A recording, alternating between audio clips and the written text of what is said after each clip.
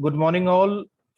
Today, that is Tuesday, May 25th, 2021, and we are here for the class of Master in Business Administration, second semester students, and this subject is marketing management. So, yesterday we were doing about segmentation, and today we will be continuing with it. And the topic that we are going to discuss today are the major bases of segmentation. Right. So market segmentation is based on certain bases, right? And what are these bases? These bases include geographic. We can segment the market on the basis of geographical segmentation. We can segment the market on the basis of demographic. We can segment the market on the basis of psychographics. We can segment the market on the basis of behavioral factors. We can segment the market on the basis of value based segmentation. We can do segmentation on the basis of volume. We can segment the market on the basis of benefits, right? So these are the seven different bases on the by which we can segment the market into different groups and subgroups. So let us understand all these bases in detail, right?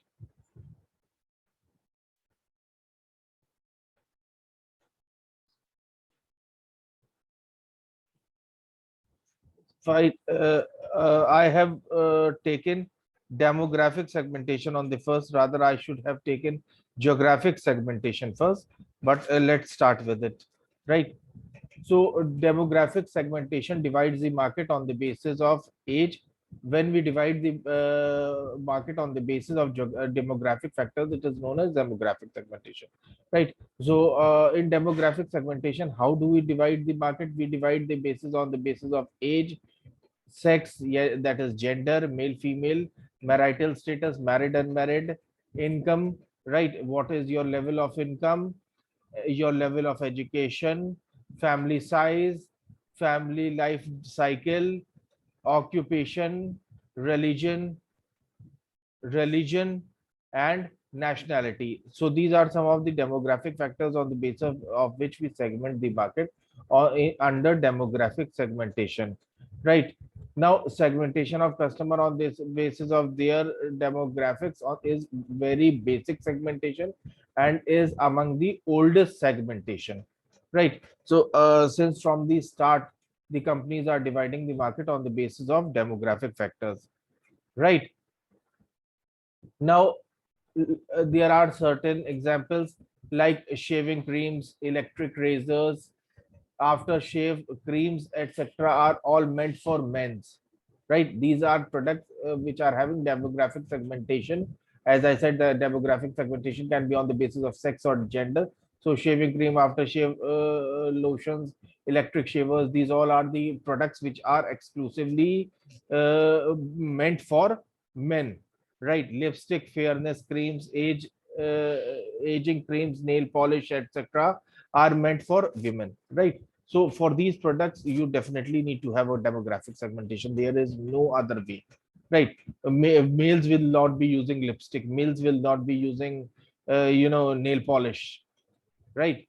Because these are considered to be the beauty products, and these are specifically meant for females, right? Although some males are nowadays are using fairness cream, right? But particularly this cream is being invented and marketed for ladies, right? There are certain males also who are very fond of using fair and lovely, right? But it is a matter of personal choice, right? Those who feel like using fair and lovely, still they can go with it. In fact, Shah Rukh Khan has come up with, I believe, come up in an ad of fair and handsome.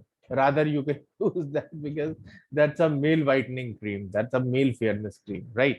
So now, married men, women behave differently as compared to boys and girls, right? So that is the reason. Another demographic basis for segmentation is marital status, right? this type of segmentation for marketing, like Philips electric shaver are also targeting for women or girls, because they are also having certain need for shaving, so they have made certain exclusive shavers for women's and girls.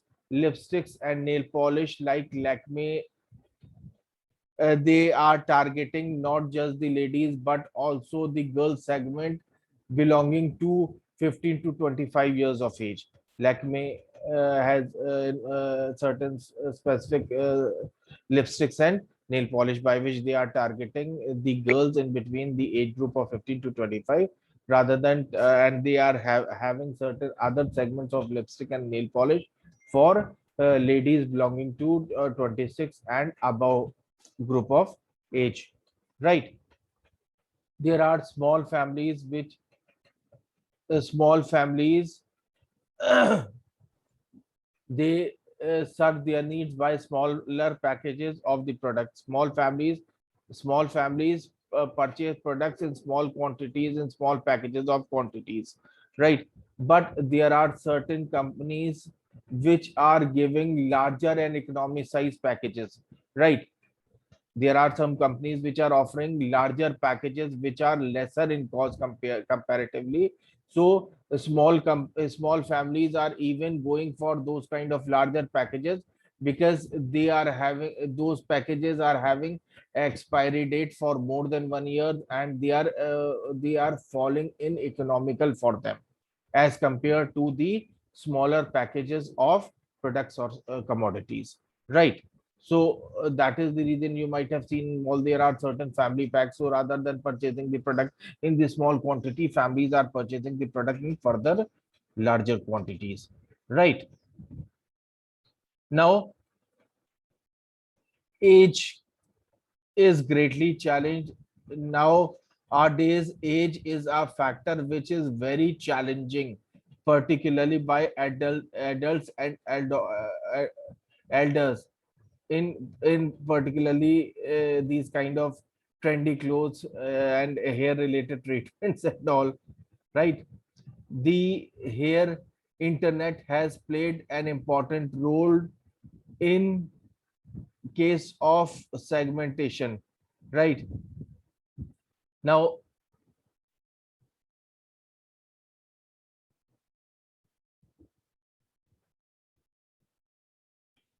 second is your geographical segmentation, right? Now let us see what is geographical segmentation. It is all about demographic segmentation. Let us see the geographical segmentation. Geographical segmentation includes region, city side, urban, suburban, rural, climate, hot, humid, cold, matters a lot in segmenting a market, right? So we segment the market on these bases like region, city side, urban, rural, suburban, climate condition, hot, humid, cold, right? These all matters a lot in segmenting the market on geographical basis, right? So these form the major basis of geographical segmentation when we are talking about segmenting the market on the basis of geographical factors, right? The main advantages of geographical segmentation are that it reflects the physical location of the market, because in case of distribution, physical location of market is very important, right? Because ultimately you have to distribute your product to that market, and how well you will able to do, what will be the distribution cost, all depends upon the geographical location of the market. Like coolers are not normally sold in hilly areas, including Kashmir, Shimla, etc., right? Or with hot and humid conditions, right? Kerala, Calcutta, or coastal areas.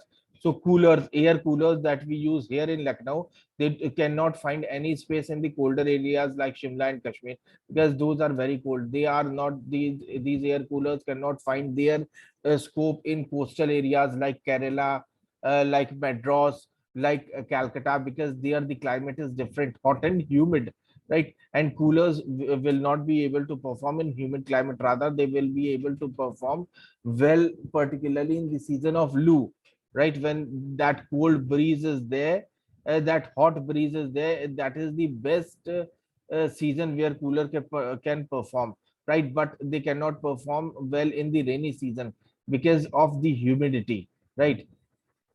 In the similar manner, woolen clothes are less desirable in South India and Gujarat, but they are more desired in Kashmir, Shimla, and in winter season, and particularly in Delhi and Lucknow, places like these, particularly in the winter seasons, right? So these are some of the examples of where certain products are required on the geography because of geographical reasons, and certain products are not required. Right. The third basis of segmentation is psychographic segmentation. Right. Now, coming down to the psychographic segmentation, this basis of segmentation is very widely used by the marketer. Psychographic segmentation is used by the marketer in at a very large scale. Right. The lifestyle of a person, social class of a person, culture to which a person belongs to, personality, etc. These are these certain factors on the basis of which psychographic segmentation is usually done, right? These marketers tap these factors whenever they draft advertisement or promotional campaigns for their products. Like example, one can think of breaking the old values of sticking to old products, right?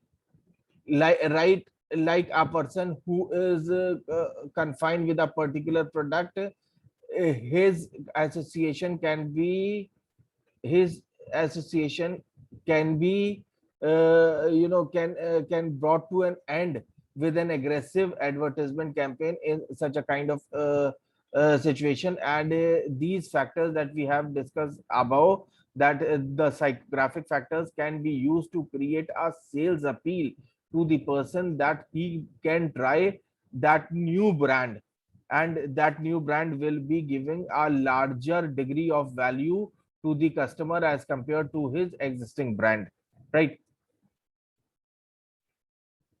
Right. Now, kellogg's kellogg's is has created a Kellogg has created a tremendous difference in case of breakfast, because old Indian breakfast was comparatively different, and Kellogg's has created its scope in the breakfast of Indians, which was not there earlier, right?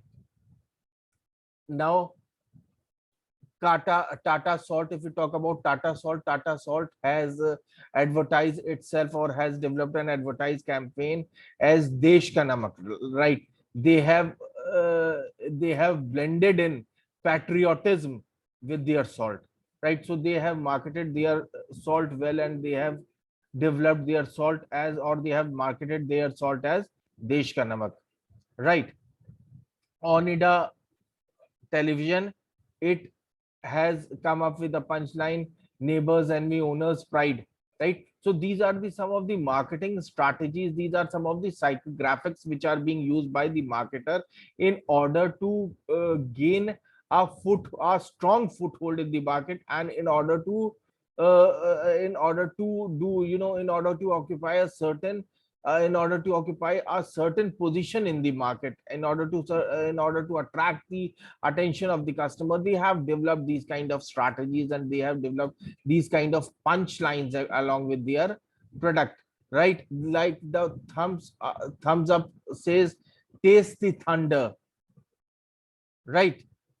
Now it is marketing its product for people who want to taste the thunder and who are having a tough personality. This is a personality based product again, right? So based on the personality traits, there are people who are adopting product according to their personality, right? Here Roger has classified the products into five group of personalities, right? What are those?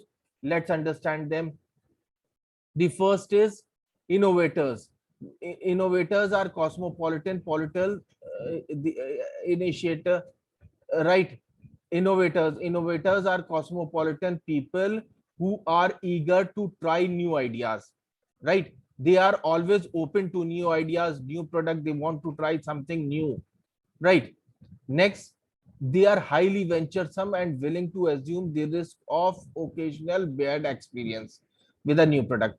They are adventuresome. They are ready to try the new product. They are even ready to experience something bad, right? They don't mind in experiencing something bad, but they want to try something new from time to time, right? The second is early adopters. Early adopters are the people who are influential people, and average people checks out innovations on them, because average people looks at them that what are they using, okay, what product they are consuming, right?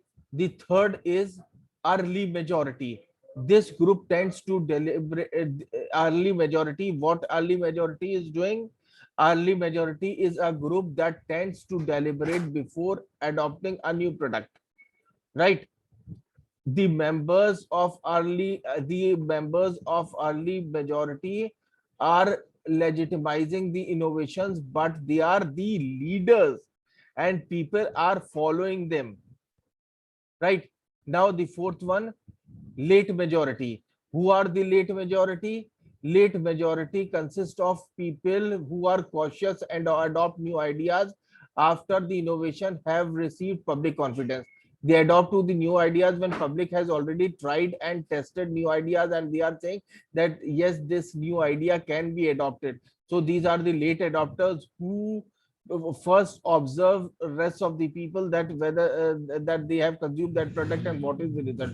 And when they find it out that yes, the result is not bad, then only they go for adopting that particular product, right? Fifth is your laggers.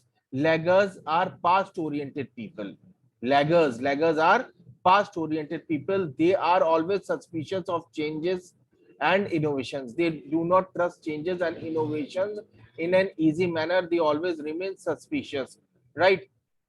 When they adopt the product, it is already replaced by a new one, because they adopt the product so late that a new product has come into the picture and it has been adopted by many of the people. So they are adopting the product in the last stages, when the product is when the product is either replaced by a new product or is about to be replaced by a new product, right? Now, for example, women who are making heavy use of bank credit card are said to be independent, and are said to be independent, and they are they are considered to be lady of modern times, right? These kind of women are considered to be liberated women and are willing to try new things, right? Because they never think, they are not at an opinion that they should not be taken initiative. They are uh, always ready to take initiative and try new things. But psychographic segmentation is always at the mind level of the people, right? It may not click for the marketers, right? Here another example is there.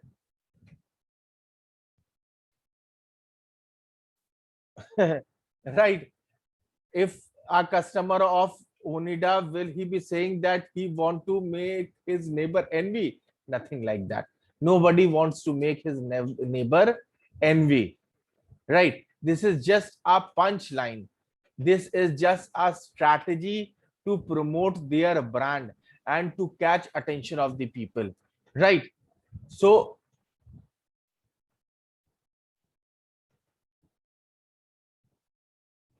now, coming down to the next form of segmentation, next type of segmentation, and this segmentation is behavioral segmentation, right? So let's understand behavioral segmentation also. Behavior here, demographical psychographical, geographical boundaries becomes irrelevant for the marketers. Behavioral segmentation is a new type of segment where these three segmentations that we have already discussed becomes irrelevant. Right here, the consumers are segmented on the basis of their behavior.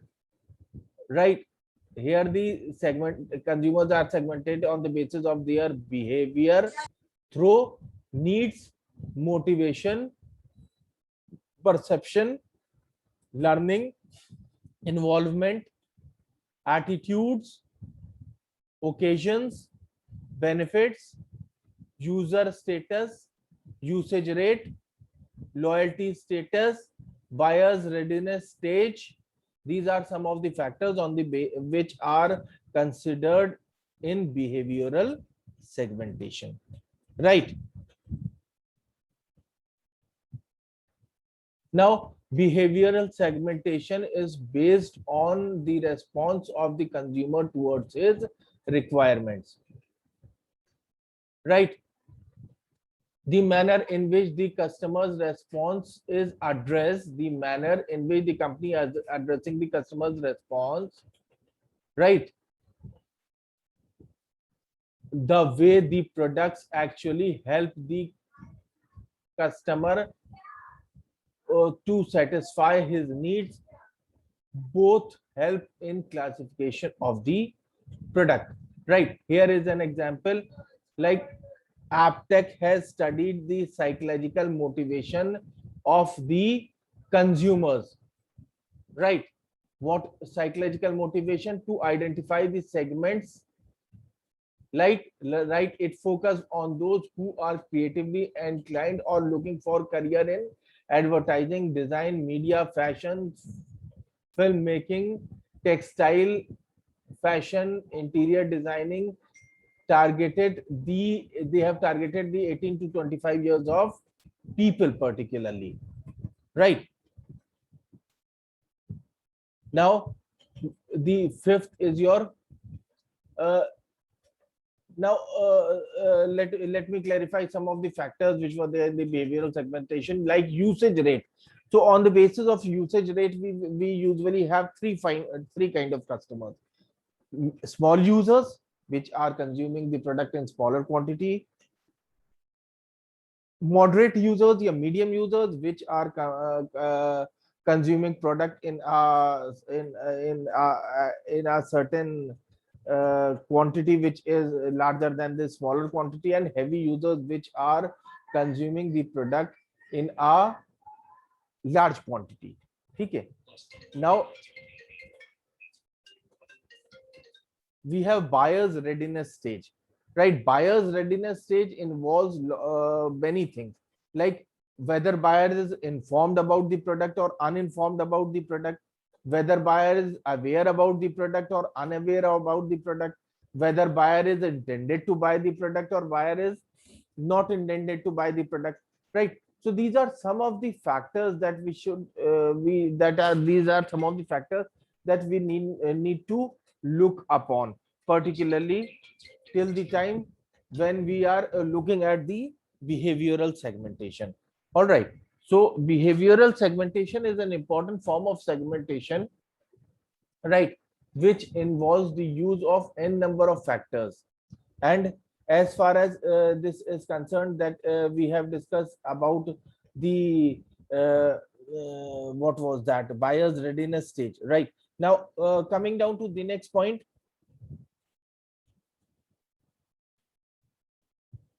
value based segmentation. Right, now value based segmentation, let us understand the value based segmentation also. So let's get into it. If we talk about value based segmentation, then marketing segmentation is the outcome of product features and customer needs. Right, if product features are not matching to the customer needs, then segmentation will be useless. Segmentation will only be fruitful when the product features are matching to the customer needs. Right, marketers should understand the parameters for understanding the customer's profitability, right? They should be segmenting the customers in order to isolate. They should be segmenting the customers in such a manner that homogeneity should be maintained, right? Moreover, the marketer should also calculate the total lifetime values of their customers and also the net present value, right? So this is something which is very important, right? Now, customers value. Customers value is NPV of customers is equal to annual revenue from customers into number of years of association, cost of acquiring the customers. Okay, this is a formula, right?